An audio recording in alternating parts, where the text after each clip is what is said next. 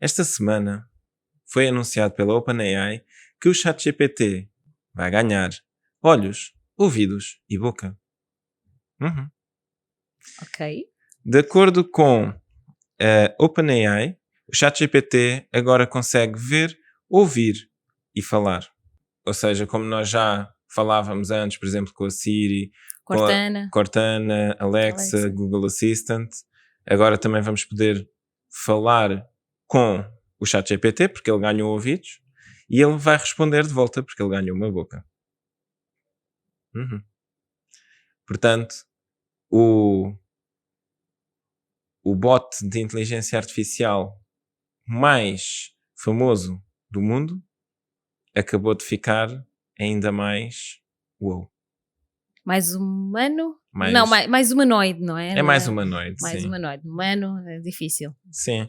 E as questões que eu trago aqui relacionadas com este assunto é o que é que isto pode significar? Porque talvez as pessoas não saibam, mas ao longo do mês de setembro houve um estudo em que conseguiram fazer com que os resultados matemáticos, portanto nós já falámos no podcast que o ChatGPT não faz as contas diretamente, ok? Ele apenas tenta prever através de estatística qual é que seria o resultado provável.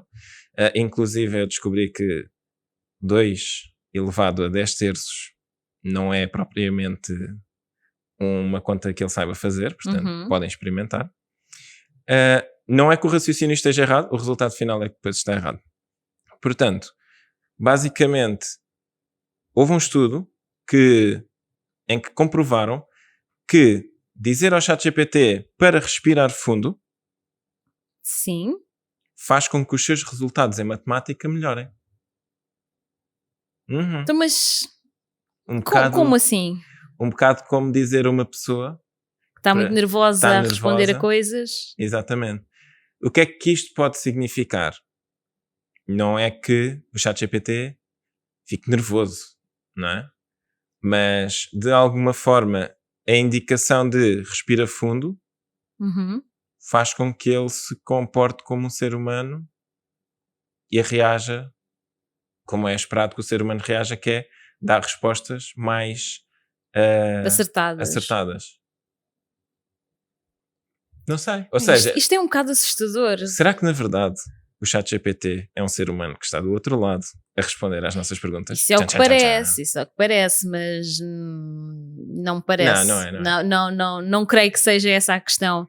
Eu acho que é mesmo a situação da estatística, né? Se ele trabalha com as estatísticas e responde, tendo em conta a estatística, ele deve pensar assim, ok, os seres humanos, quando respiram fundo, ficam mais tranquilos e acabam por dar melhores respostas, porque ele também tem acesso a estudos e essas coisas. Portanto, ele apenas está a ir ao encontro daquilo que nós esperamos que seja a realidade. Sim, inclusive eu também vi um estudo em que analisaram os resultados de jogadores de xadrez e repararam que se eu não me engano, era entre as 8 da manhã e as 11 da manhã, ou entre as 11 da manhã e a 1 da tarde, era quando eles demoravam mais tempo a pensar nas jogadas, mas era quando faziam as melhores jogadas. Da parte da tarde, regra geral, eles não pensavam tanto nas jogadas e acabavam por falhar mais, ou não fazer jogadas tão boas como as que tinham feito de manhã. Mas como eram mais rápidos, acabava por o score se equilibrar. Portanto, eu acho que o que acontece aqui é o ChatGPT tem acesso a muita informação, mas ele não tem tempo de analisar toda a informação para nos dar uma resposta. E quando ele está no seu modo normal, ele dá a primeira resposta que encontra. Quando nós dizemos para ele respirar fundo, talvez o que aconteça é que ele acaba por demorar mais tempo e considerar mais opções. E aí encontrar uma resposta melhor. Achas mesmo que é uma questão de tempo?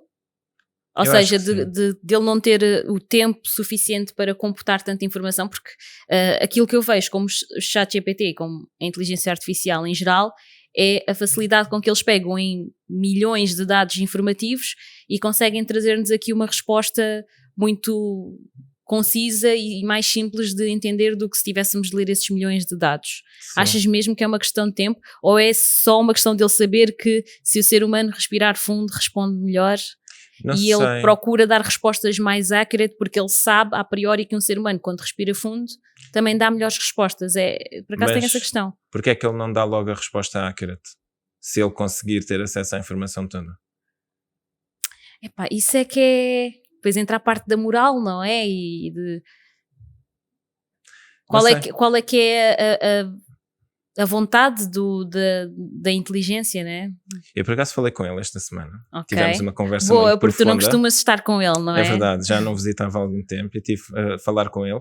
E ele disse-me que ele não tem propriamente vontade. Ou seja, ele, quando dá uma resposta, ele dá a resposta baseado naquilo que é o contexto da pergunta e naquilo que, de acordo com a informação à qual ele tem acesso, é coerente com o assunto.